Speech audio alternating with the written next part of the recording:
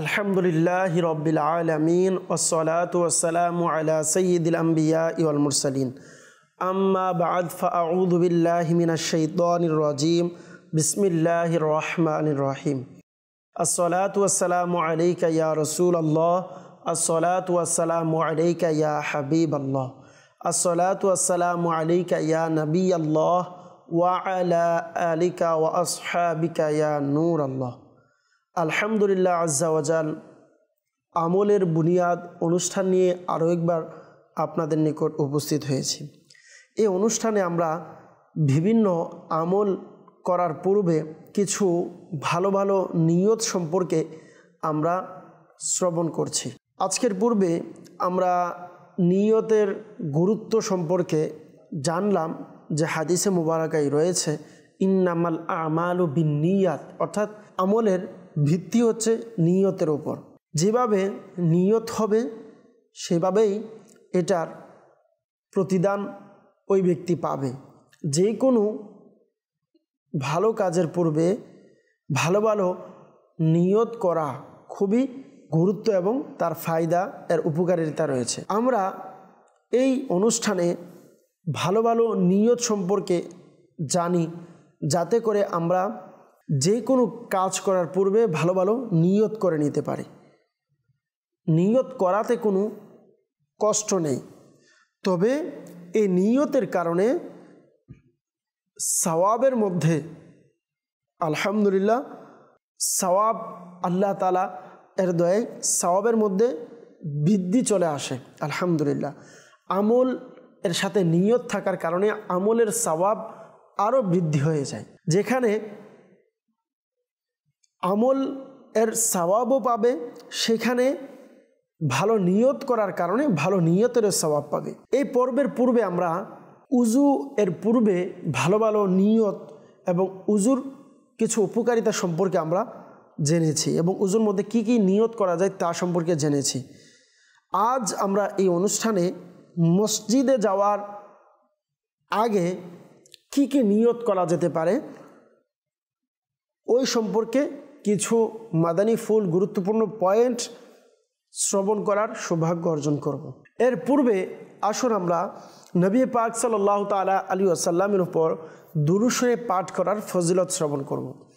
ফরমানে মুস্তাফা সাল্লাল্লাহু তাআলা আলাইহি ওয়াসাল্লাম, হে লোকেরা, নিশ্চয় কিয়ামতের দিনের ভয়াবহতা এবং হিসাব নিকাশ থেকে দ্রুত মুক্তিপ্রাপ্ত ব্যক্তি সেই হবে যে ব্যক্তি তোমাদের মধ্য থেকে দুনিয়াতে আমার উপর অধিক হারে দুরূদ শরীফ পাঠ করেছে। সুবহানাল্লাহ। দর্শকবৃন্দ, দুরূদ শরীফ পাঠ করার কি বরকত! কাল কিয়ামতের ময়দানে নবী পাক সাল্লাল্লাহু তাআলা আলাইহি ওয়াসাল্লাম এর উপর দুরূদ শরীফ পাঠ করার বরকতে দুনিয়াতে যেভাবে আল্লাহ পাকের রহমত হাসিল করার, রহমত অর্জন করার মাধ্যম, সেভাবে কবরে আখিরাতেও কাল কিয়ামতের দিনের কঠোর সময়গুলোতেও আলহামদুলিল্লাহ ওই বিপদ থেকে নাজাত পাওয়ার একটি মাধ্যম হচ্ছে দুরূদ শরীফ পাঠ করা। নবী করিম সাল্লাল্লাহু আলাইহি সাল্লামের উপর দুরূদ শরীফ পাঠ করার অসংখ্য ফজিলত রয়েছে। আল্লাহ পাক রব্বুল আলামিন আমাদের সকলকে অধিক হারে দুরূদ শরীফ পাঠ করার তৌফিক দান করুক। সল্লু আলাল হাবিব সাল্লাল্লাহু তাআলা আলা মুহাম্মদ সাল্লাল্লাহু তাআলা আলাইহি ওয়াসাল্লাম। মাদানী চ্যানেলের দর্শকবৃন্দ, এই দুনিয়ার জমিনের মধ্যে খুবই সম্মানজনক মর্যাদাপূর্ণ জায়গার মধ্যে অন্যতম একটি জায়গা হচ্ছে মসজিদ, বাইতুল্লাহ, অর্থাৎ আল্লাহ পাকের ঘর যেই জায়গাকে বলা হয়েছে। ওই জায়গাতে আসা যাওয়া করা, ওই জায়গাতে গিয়ে বসা, ওই জায়গার দিকে অর্থাৎ ওই মসজিদের দিকে চলা, হাঁটা চলা করা, মসজিদের দিকে যাওয়া, সমস্ত কিছু নেকি অর্জনের মাধ্যম। মুসলমানদের এটি খুবই খুশনসিব, মানুষ 5 ওয়াক্ত নামাজ বা জামায়াত আদায় করার জন্য মসজিদের দিকে যায়। আর মসজিদ সমূহ হচ্ছে আল্লাহ পাকের প্রিয়। মুসলিম শরীফের 671 নং হাদিসে মুবারকা আমরা যদি শ্রবণ করি বুঝতে পারবো, আল্লাহ রাসূল সাল্লাল্লাহু আলাইহি সাল্লাম ইরশাদ করলেন, আহাব্বুল বিলাদি ইলাল্লাহি মাসাজিদুহা, ওয়া আবগজুল বিলাদি ইলাল্লাহি আসওয়াকুহা, অর্থাৎ দুনিয়ার এই সমস্ত আবাদির মধ্যে আল্লাহ পাকের নিকট সবচেয়ে প্রিয় জায়গা হচ্ছে মসজিদ সমূহ, সুবহানাল্লাহ। আর সবচেয়ে নিকৃষ্ট অপছন্দনীয় জায়গা হচ্ছে বাজার। বলা হয়েছে মসজিদে গিয়ে নামাজ পড়া এটাও মসজিদকে আবাদ করার মতো। আর নবী করিম সাল্লাল্লাহু তাআলা আলাইহি সাল্লাম অসংখ্য হাদিসে পাকের মধ্যে মসজিদের ব্যাপারে উৎসাহিত করেছেন, তাগিদ দিয়েছেন, তার ফজিলত বর্ণনা করেছেন। যেমন মসজিদে যাওয়া আমরা জানি এটিও মসজিদকে আবাদ করার মতো। আর মসজিদ আবাদকারীদের জন্য আল্লাহ পাক রব্বুল আলামিন কুরআনুল কারীমের মধ্যে বলেছেন সূরা তাওবা এর 18 নং আয়াতে মোবারকা, অর্থাৎ আল্লাহ তাআলার মসজিদকে তারাই আবাদ করে যে আল্লাহ এবং কিয়ামতের দিনের উপর ঈমান রাখে এবং নামাজ কায়েম করে আর যাকাত আদায় করে আর আল্লাহ তাআলা ব্যতীত কাউকে ভয় পায় না। খুবই সন্নিকটে এই সমস্ত লোক হেদায়েতকারীদের অন্তর্ভুক্ত হবে। মসজিদ আবাদ করার হক রাখেন যারা, তারা হচ্ছে মুমিনরা। আর মসজিদকে আবাদ করার মধ্যে এই সমস্ত কাজগুলো দাখিল আছে, যেমন মসজিদকে ঝাড়ু দেওয়া, মসজিদ পরিষ্কার করা, মসজিদকে আলোকিত করা, মসজিদকে দুনিয়াবি কথাবার্তা থেকে বিরত রাখা, মসজিদ ইবাদত করার জন্য এবং আল্লাহ তাআলার জিকিরের জন্য বানানো হয়েছে এবং ইলমে দ্বীনের শিক্ষা প্রদান করা, শিক্ষা দেওয়ার জন্য এই মসজিদকে বানানো হয়েছে। মসজিদ আবাদ করা এবং মসজিদের মধ্যে হাজির হওয়ার ব্যাপারে অসংখ্য হাদিস রয়েছে। যেমন হযরত সাইয়েদনা আবু হুরায়রা রাদিয়াল্লাহু তাআলা আনহু থেকে বর্ণিত যে আল্লাহর রাসূল সাল্লাল্লাহু তাআলা আলাইহি ওয়াসাল্লাম ইরশাদ করেছেন, মান গাদা ইলাল মসজিদি আও রাহা আ'আদ্দাল্লাহু লাহু ফিল জান্নাতি নুজুলান কুল্লামা গাদা আও রাহা। সুবহানাল্লাহ। বললেন যে ব্যক্তি সকাল এবং সন্ধ্যায় মসজিদের দিকে যাবে তো সে যতবার মসজিদে প্রবেশ করবে আল্লাহ পাক রব্বুল আলামিন তার জন্য জান্নাতে মেজবানের ব্যবস্থা আল্লাহ তাআলা তার জন্য তৈরি করবে। সুবহানাল্লাহ। মাদানী চ্যানেলের দর্শকবৃন্দ, এই আয়াতে মুবারকায় এবং হাদিসের থেকে আমরা বুঝতে পারলাম যে মসজিদ এর দিকে যাওয়া এবং ওই মসজিদে নামাজ পড়া এবং মসজিদকে আবাদ করা আখিরাতে আল্লাহ তাআলার পক্ষ থেকে অনেক বড় সওয়াব এবং অনেক বড় প্রতিদান পাওয়ার একটি মাধ্যম। আপনিও নিয়ত করুন যে মসজিদে ইনশাআল্লাহ আজ্জা ওয়া জাল যাবেন এবং মসজিদকে আবাদ করবেন। নিয়ত করতে পারেন যে ইনশাআল্লাহ আজ্জা ওয়া জাল মসজিদে সবসময় আসা যাওয়া করব, মসজিদে বা জামাতে নামাজ আদায় করব এবং মসজিদকে এভাবে আবাদ করার চেষ্টা করব। আমরা দুনিয়াতে আল্লাহ তাআলার ঘরকে আবাদ রাখব ইনশাআল্লাহ আজ্জা ওয়া জাল। আল্লাহ তাআলা আমাদের ঘরগুলোকেও আবাদ রাখবেন। সল্লু আলাল হাবিব সাল্লাল্লাহু তাআলা আলা মুহাম্মদ সাল্লাল্লাহু তাআলা আলাইহি ওয়াসাল্লাম। আজকের এই পর্বে আমরা মসজিদে যাওয়ার সময় কিছু নিয়ত, এর সাথে সাথে কিছু হাদিসে মুবারকা, কিছু কৌল আমরা শ্রবণ করব। আল্লাহ পাক রব্বুল আলামিন আমাদের অন্তরকে মসজিদের মহাব্বত, মসজিদের ভালোবাসা দিয়ে ভরপুর করে দিক এবং তাতে উপস্থিত হওয়ার, তাতে হাজিরা দেওয়ার তৌফিক দান করুক। আমিন বিজাহিন নাবিল আমিন সাল্লাল্লাহু তাআলা আলাইহি ওয়াসাল্লাম। সল্লু আলাল হাবিব সাল্লাল্লাহু তাআলা আলা মুহাম্মদ সাল্লাল্লাহু তাআলা আলাইহি ওয়াসাল্লাম। আমরা মসজিদে যাওয়ার সময় একটি নিয়ত এটাও করতে পারি যে আমি নামাজ আদায় করার জন্য মসজিদে যাব। যে নামাজের জন্য মসজিদের দিকে যায় এবং নামাজ বা জামাতে আদায় করে তার গুনাহ মাফ করে দেওয়ার সুসংবাদ হাদিসে মুবারকার মধ্যে রয়েছে। সুবহানাল্লাহ। তো দর্শকবৃন্দ, আসুন আমরা নিয়ত করি ইনশাআল্লাহ, যখনই যাব যাওয়ার পূর্বে এই নিয়ত করব। দ্বিতীয়ত আমরা এই নিয়ত করতে পারি যে মুআজ্জিনের দাওয়াত কবুল করার জন্য মসজিদে যাচ্ছি। মাদানী চ্যানেলের দর্শকবৃন্দ, মনে রাখবেন মুআজ্জিন যখন আজান দেয় তখন আল্লাহ পাকের দিকেই সে মানুষদেরকে ডাকেন, আহ্বান করেন যে হাইয়া আলা সলাহ।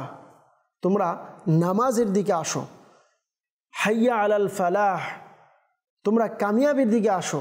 তো যখন মুয়াজ্জিন আজান দেয় তখন সুন্নত হচ্ছে মুয়াজ্জিন যেরকম বলবে সেরকম পুনরাবৃত্তি করাটা এটি সুন্নত।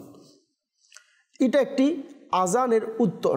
দ্বিতীয় একটি উত্তর হতে পারে এরকম যে ওই আজানের মাধ্যমে নামাজের দিকে আসা। তো ওই সময় যদি কোনো ব্যক্তি মুয়াজ্জিনের আজান শুনে নামাজের দিকে আসে, তার মানে সে মুয়াজ্জিনের দাওয়াত, আল্লাহর পক্ষ থেকে যে দাওয়াত দিয়েছেন এই দাওয়াতকে কবুল করেছেন। মসজিদে যাওয়ার সময় আরেকটি নিয়ত এটাও করা যেতে পারে যে আমি মুসলমানদেরকে রাস্তায় সাক্ষাতের সময় সালাম প্রদান করব এবং কেউ সালাম দিলে সালামের উত্তর প্রদান করব। মাদানী চ্যানেলের দর্শকবৃন্দ, মুসলমানদেরকে সালাম করা এটি হচ্ছে সুন্নত। আর চেষ্টা করবেন যখনই কোনো মুসলমানের সাথে সাক্ষাৎ হবে তার সাথে কথা বলার পূর্বে সালাম দেওয়া। সালামের মধ্যে প্রথম অংশগ্রহণ করা, অর্থাৎ নিজের থেকে সালাম দেওয়া। কেননা হাদিসে মুবারকে রয়েছে আসসালামু ক্বাবলাল কালাম, সালাম হচ্ছে কালামের পূর্বে। তো আমরা কথাবার্তার পূর্বে যেন সালাম প্রদান করি। আমাদের প্রিয় আকা সাল্লাল্লাহু তাআলা আলাইহি সাল্লাম হাদিসে মুবারকের মধ্যে বলেছেন যে প্রথম সালামকারী ওই ব্যক্তি তাকাব্বুর থেকে পবিত্র। আর বললেন সালামের মধ্যে প্রথম অংশগ্রহণ করা, অর্থাৎ যিনি সালাম প্রদান করবেন সালাম প্রদানকারীর জন্য 90টি রহমত নাজিল হয়, আর যে এর উত্তর প্রদান করবে 10টি নেকি তার অর্জন হয়। তো অতএব যখন মসজিদের দিকে আমরা বের হব তো মুসলমানকে সালাম দিবে, অর্থাৎ আমি কোনো মুসলমান ভাইকে দেখলে সালাম দিব, এই নিয়ত আমরা যেন করে নিই। নিয়ত এর উপকারিতা এটা হবে যদি আমরা রাস্তার মধ্যে কাউকে না পাই, কারোর সাথে সালাম কালাম নাও করতে পারি, যেহেতু আমরা নিয়ত করেছি সেজন্য নিয়তের বদলায়, নিয়তের কারণে আল্লাহ তাআলার রহমতে আমরা সওয়াব এর অধিকার হব। সুবহানাল্লাহ। আমরা আরেকটি নিয়ত মসজিদে যাওয়ার সময় এটাও করতে পারি, আমরা যখন রাস্তা দিয়ে যাব মুসলমানকে ইনশাআল্লাহ নামাজের দাওয়াত তাকে প্রদান করব। নামাজ এটি হচ্ছে একটি নেকির কাজ, আর এটার দাওয়াত যে দিবে সেও সওয়াব পাবে এবং এটার মাধ্যমে অন্য একজন মুসলমানও উপকার পাবে। আর যদি ওই ব্যক্তি দাওয়াত দেওয়ার কারণে আমার আপনার সাথে নামাজ পড়ার জন্য মসজিদের দিকে যায়, অর্থাৎ দাওয়াতের কারণে সে যদি নামাজ পড়ে, তো নামাজ পড়ার কারণে ওই ব্যক্তিরও আখিরাতে ফায়দা রয়েছে এবং নেকির দাওয়াত দেওয়ার কারণে আমিও এর সওয়াবের অধিকারী হব। এবং নেকির দাওয়াত দেওয়া এটা এমনিতেও উম্মতে মুহাম্মাদির খুবই গুরুত্বপূর্ণ একটি কাজ। আর কুরআনুল কারীমের মধ্যে আমাদেরকে অর্থাৎ এই উম্মতকে খাস বিশেষ বৈশিষ্ট্য আল্লাহ তাআলা দান করেছেন। এর একটা হুসুসিয়ত হচ্ছে যে এই উম্মত একে অপরকে নেকির দাওয়াত প্রদান করবে।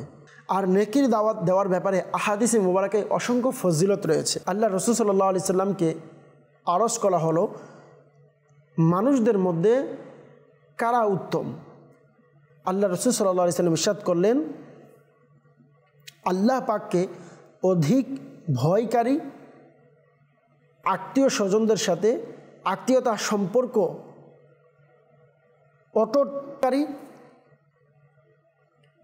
এবং সবচেয়ে বেশি নেকির দাওয়াত প্রদান করা, নেকির হুকুম দেনেওয়ালা ব্যক্তি এবং যে বুরাই অর্থাৎ খারাপ কাজ থেকে নিষেধ প্রদান করবে ওই ব্যক্তি। সুবহানাল্লাহ।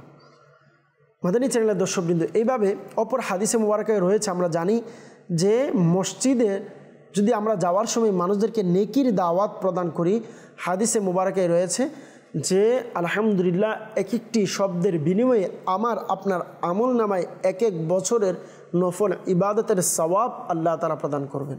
এবং এই নেকির দাওয়াত দেওয়ার মাধ্যমে আমরা আল্লাহ যদি চাই আল্লাহর রহমতে এটিও অর্জন করতে পারবো। আল্লাহ তাআলার ফরমান হচ্ছে হাদিসে কুদসি যে ওই ব্যক্তিকে যে নেকির দাওয়াত দিবে তাকে জাহান্নামের আগুনে দিতে আমার লজ্জাবোধ হয়।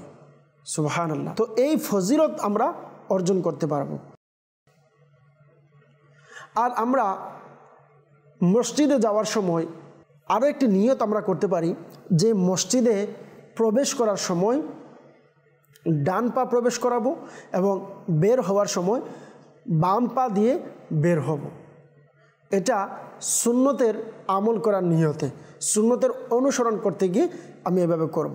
যে কোনো ভালো কাজ ডান দিক থেকে শুরু করা খুবই পছন্দনীয় একটি কাজ।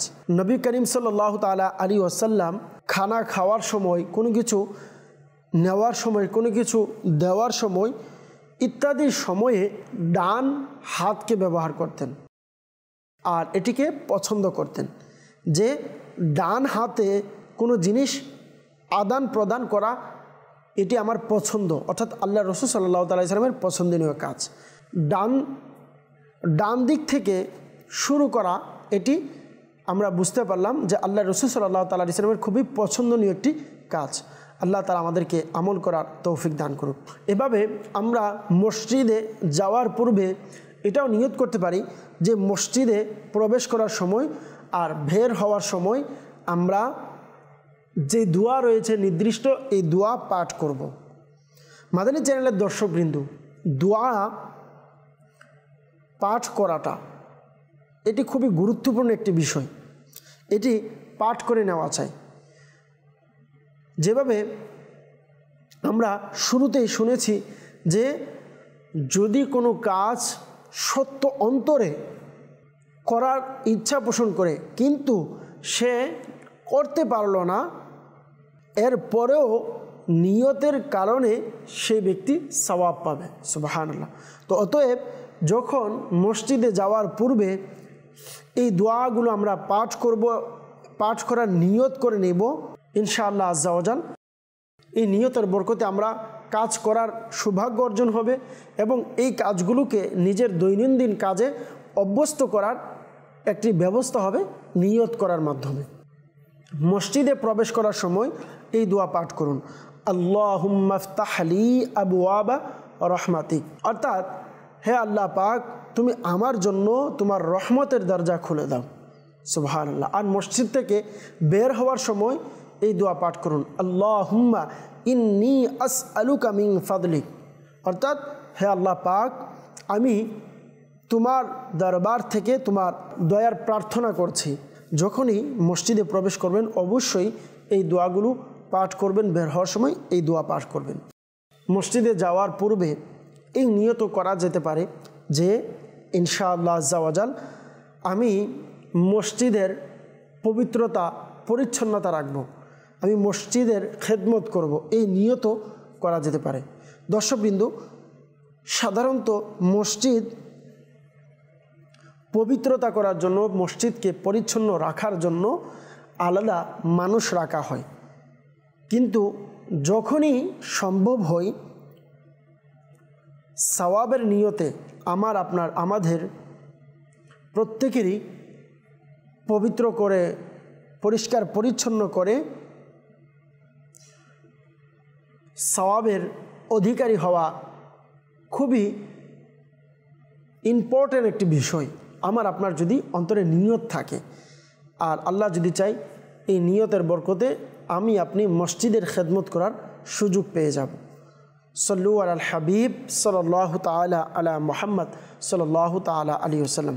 আমরা মসজিদে প্রবেশের সময় আরও একটি নিয়ত রাখতে পারি যে মসজিদে প্রবেশ করে মসজিদে গিয়ে আমি বা জামাতে নামাজ আদায় করব। মাদানী চ্যানেলের দর্শকবৃন্দ, নামাজ বা জামাতে আদায় করা এটা খুবই গুরুত্বপূর্ণ ইম্পর্টেন্ট একটি কাজ। আর জামাতের সাথে নামাজ পড়াটা হচ্ছে ওয়াজিব, কিন্তু আফসোস আজকাল মানুষ এই বিষয়ে খুবই অলসতা করছে। মানুষ জামাতে নামাজ পড়ার পরিবর্তে একাকিত্বে নামাজ পড়ার চেষ্টা করে। আল্লাহ পাক রব্বুল আলামিন আমাদের সকলকে হাদিসে মুবারকা এবং কুরআনুল কারীমের মধ্যে যেভাবে উৎসাহিত করা হয়েছে নামাজের ব্যাপারে এবং হাদিসে মুবারকায় জামাতের ব্যাপারে যে ফজিলত বয়ান করেছেন, এগুলো সামনে রেখে জামাত সহকারে নামাজ পড়ার তৌফিক দান করুক। সল্লু আলাল হাবিব সাল্লাল্লাহু তাআলা আলা মুহাম্মদ সাল্লাল্লাহু তাআলা আলাইহি ওয়াসাল্লাম। আল্লাহর রাসূল সাল্লাল্লাহু তাআলা আলাইহি ওয়াসাল্লাম ইরশাদ করেন, যখন কোনো ব্যক্তি বা জামাত সহকারে নামাজ আদায় করে অতঃপর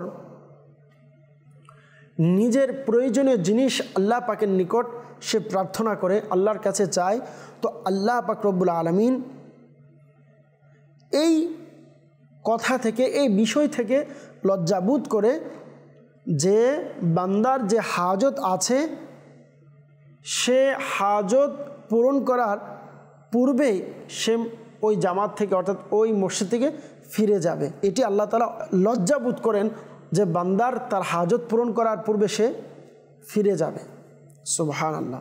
তো জামাত সহকারে নামাজ পড়ার বরকত। আল্লাহ রাসূল সাল্লাল্লাহু তাআলা আলাইহি সাল্লাম অপর জায়গায় বলেছেন, যদি জামাত বর্জনকারী ব্যক্তি যদি জানতো যে জামাতের মধ্যে কি কি বিষয় রয়েছে, জামাতে কি ফজিলত রয়েছে, সে যদি বুঝতে পারতো জামাতের মধ্যে আল্লাহ তাআলা কি রেখেছেন, তাহলে সে নিজের কোমর বেঁধে অর্থাৎ খুবই দ্রুততার সাথে মসজিদে চলে আসতো। আল্লাহু আকবার। আল্লাহ তাআলা আমাদের সকলকে আমল করার তৌফিক দান করুক। আল্লাহ তাআলা আমাদের সকলকে জামাত সহকারে নামাজ আদায় করার তৌফিক দান করুক। সল্লু আলাল হাবিব সাল্লাল্লাহু তাআলা আলা মুহাম্মদ সাল্লাল্লাহু তাআলা আলাইহি ওয়াসাল্লাম। দর্শকবৃন্দ, আজকে আমরা কয়েকটি বিষয় জানতে পারলাম এবং জামাত সহকারে নামাজ পড়ার কি ফজিলত বরকত রয়েছে তাও জানতে পারলাম। আল্লাহ পাক এর দরবারে দোয়া, আল্লাহ পাক রব্বুল আলামিন আজকের এই অনুষ্ঠানে আমরা এই পর্বে মসজিদে যাওয়ার যে নিয়তগুলো শুনেছি, মসজিদ যাওয়া সম্পর্কে যে হাদিসে মুবারকা এবং অন্যান্য যে মাদানী ফুলগুলো শ্রবণ করেছি, আল্লাহ পাক রব্বুল আলামিন আমাদের সকলকে এইগুলোর উপর আমল করা এবং অপরের নিকট পৌঁছানোর তৌফিক দান করুক। আমিন বিজাহিন নাবিল আমিন সাল্লাল্লাহু তাআলা আলাইহি ওয়াসাল্লাম। এবং আমাদের সকলকে বা জামাত এর সাথে পাবন্দির সাথে 5 ওয়াক্ত নামাজ আদায় করার তৌফিক দান করুক। আর প্রত্যেক কাজের পূর্বে ভালো ভালো নিয়ত করার তৌফিক দান করুক। আমিন বিজাহি খাতামিন নবিয়্যিন সাল্লাল্লাহু তাআলা আলাইহি ওয়াসাল্লাম। সল্লু আলাল হাবিব সাল্লাল্লাহু তাআলা আলা মুহাম্মদ সাল্লাল্লাহু তাআলা আলাইহি ওয়াসাল্লাম।